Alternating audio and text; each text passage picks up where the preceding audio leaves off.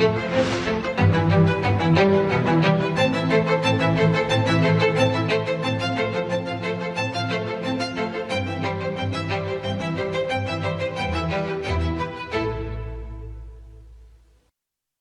प्यारे देशवासियों, नमस्कार। मन की बात में आपका स्वागत है, अभिनंदन है। मन की बात देश और देशवासियों की उपलब्धियों को सामने लाने का एक मजबूत प्लेटफॉर्म है। देश ने ऐसी ही उपलब्धि अभी दिल्ली में हुई ग्लोबल एआई इम्पैक्ट समिट के दौरान देखी। कई देशों के नेता, उद्योग जगत के लीडर्स, इनोवेटर्स और स्टार्टअप सेक्टर से जुड़े लोग एआई इम्पैक्ट समिट के लिए भारत मंडपम में एकत्र हुए। आने वाले समय में एआई की शक्ति का उपयोग दुनिया किस प्रकार करेगी, इस दिशा में यह समिट एक टर्निंग पॉइंट साबित हुई है। साथियों, समिट में मुझे वर्ल्ड लीडर्स और टेक सीईओ से मिलने का भी अवसर मिला। एआई समिट की एग्जीबिशन में मैंने वर्ल्ड लीडर्स को ढेर सारी चीजें दिखाई। मैं दो बातों का विशेष रूप से उल्लेख करना चाहता हूं। समिट में इन दो प्रोडक्ट्स ने दुनिया भर के लीडर्स को बहुत प्रभावित किया। पहला प्रोडक्ट अमूल के बूथ पर था। इसमें बताया गया कि कैसे एआई जानवरों का इलाज करने में हमारी मदद कर रही है और कैसे 24/7 एआई असिस्टेंट की मदद से किसान अपनी डेयरी और जानवर का हिसाब रखते हैं। साथियों, दूसरा प्रोडक्ट हमारी संस्कृति से संबंधित था। दुनिया भर के लीडर्स ये देखकर हैरत में पड़ गए कि कैसे एआई की मदद से हम हमारे प्राचीन ग्रंथों को, हमारे प्राचीन ज्ञान को, हमारी पांडुलिपियों को संरक्षित कर रहे हैं, आज की जनरेशन के अनुरूप ढाल रहे हैं। साथियों, एग्जीबिशन के दौरान डिस्प्ले के लिए सुश्रुत संहिता का चयन किया गया। पहले स्टेप में दिखाया गया कि कैसे टेक्नोलॉजी की मदद से हम पांडुलिपियों की इमेज क्वालिटी सुधारकर उन्हें पढ़ने लायक बना रहे हैं। सेकंड स्टेप में इस इमेज को मशीन के पढ़ने लायक टेक्स्ट में बदला गया। अगले स्टेप में मशीन रीडेबल टेक्स्ट को एक एआई अवतार ने पढ़ा और फिर अगले स्टेप में हमने ये भी दिखाया कि कैसे टेक्नोलॉजी से ये अनमोल भारतीय ज्ञान इंडियन लैंग्वेजेस और विदेशी भाषाओं में ट्रांसलेट किया जा सकता है। भारत के प्राचीन ज्ञान को आधुनिक अवतार के माध्यम से जानने में वर्ल्ड लीडर्स ने बहुत दिलचस्पी दिखाई। साथियों, इस समिट में दुनिया को एआई के क्षेत्र में भारत की अद्भुत क्षमताएं देखने को मिली है। इस दौरान भारत ने 3 made in India AI model भी लॉन्च किए। ये अपने आप में अब तक की सबसे बड़ी एआई समिट रही है। इस समिट को लेकर युवाओं का जोश और उत्साह देखते ही बन रहा था। मैं सभी देशवासियों को इस समिट की सफलता की बधाई देता हूं। साथियों, मैं अक्सर कहता हूं, जो खेले वो खिले। खेल हमें जोड़ता भी है।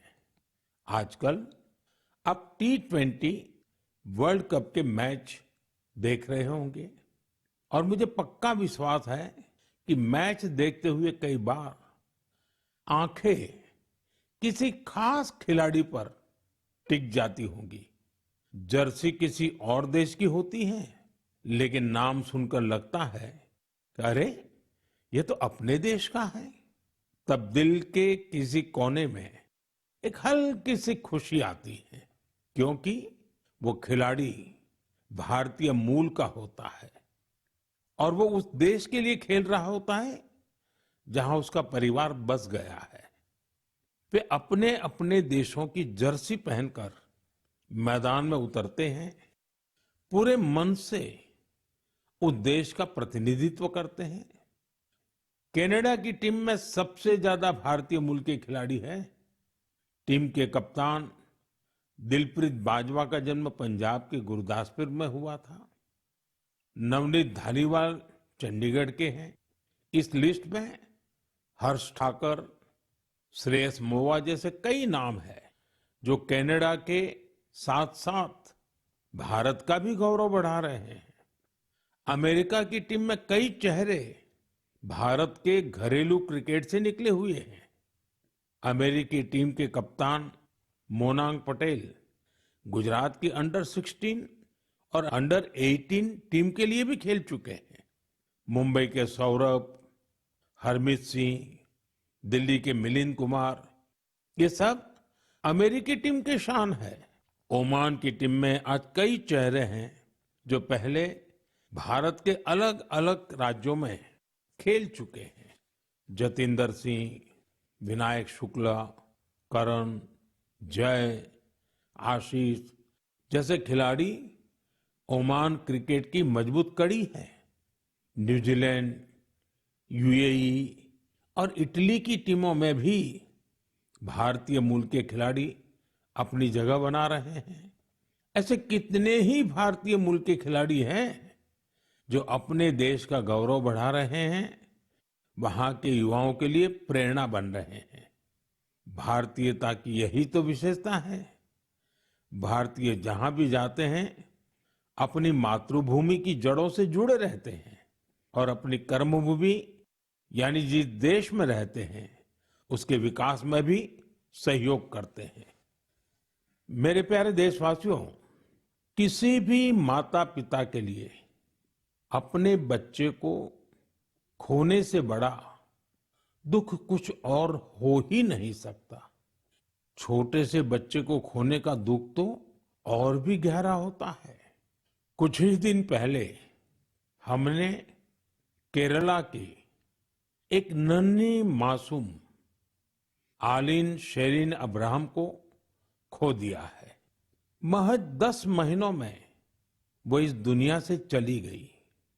कल्पना कीजिए, उसके सामने पूरी जिंदगी थी जो अचानक खत्म हो गई। कितने ही सपने और खुशियां अधूरी रह गई। उसके पेरेंट्स जिस पीड़ा से गुजर रहे होंगे उसे शब्दों से व्यक्त नहीं किया जा सकता है। लेकिन इतने गहरे दर्द के बीच भी आलिन के पिता अरुण अब्राहम और मां शेरिन ने एक ऐसा फैसला लिया जिससे हर देशवासी का हृदय उनके प्रति सम्मान से भर गया है। उन्होंने आलिन के अंगदान का फैसला किया। इस एक फैसले से पता चलता है कि उनकी सोच कितनी बड़ी है और व्यक्तित्व कितना विशाल। एक तरफ वे अपनी बच्ची को खोने के शोक में डूबे थे, तो वहीं दूसरों की मदद का भाव भी उनमें भरा था।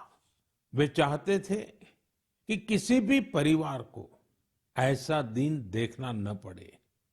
आलिन शेरिन अब्राहम आज हमारे बीच नहीं है, लेकिन उसका नाम देश के कम उम्र की ऑर्गन डोनर्स में जुड़ गया है। साथियों, इन दिनों भारत में ऑर्गन डोनेशन को लेकर जागरूकता लगातार बढ़ रही है। इससे उन लोगों की मदद हो रही है जिन्हें इसकी जरूरत है। इसके साथ ही देश में मेडिकल रिसर्च को भी बल मिल रहा है। इस दिशा में कई संस्थाएं और लोग असाधारण कार्य कर रहे हैं। साथियों, केरला की आलिन की तरह ही ऐसे बहुत से लोग हैं जिन्होंने ऑर्गन डोनेशन के जरिए किसी को दूसरा जीवन दिया है। जैसे दिल्ली की लक्ष्मी देवी जी हैं। उन्होंने बीते वर्ष केदारनाथ की यात्रा की। इसके लिए उन्हें 14 किलोमीटर की ट्रैकिंग करनी पड़ी। आपको ये जानकर हैरानी होगी कि उन्होंने यह यात्रा हार्ट ट्रांसप्लांट के बाद की।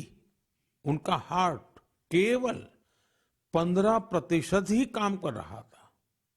ऐसे में उन्हें एक डोनर का हार्ट मिला, जिसकी मृत्यु हो गई थी।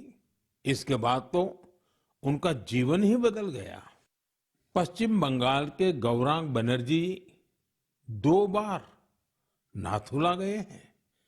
ये समुद्र तल से 14,000 फीट की ऊंचाई पर है। और खास बात यह है कि उन्होंने यह उपलब्धि लंग ट्रांसप्लांट के बाद हासिल की। राजस्थान में सीकर के रामदेव सिंह जी को किडनी ट्रांसप्लांट कराना पड़ा था। आज वे स्पोर्टिंग एक्टिविटी में कमाल कर रहे हैं। साथियों, आपको इस तरह के बहुत से प्रेरक उदाहरण देखने को मिल जाएंगे। इससे यह बात फिर साबित होती है कि किसी एक की नेक पहल न जाने कितने लोगों की जिंदगी बदल सकती है। मैं उन सभी लोगों के हृदय से सराहना करता हूं जिन्होंने ऐसे नेक कार्य किए हैं। मेरे प्यारे देशवासियों, आजादी के अमृत महोत्सव के दौरान मैंने लाल किले से पंच प्राणों की बात कही थी। उनमें से एक है गुलामी की मानसिकता से मुक्ति।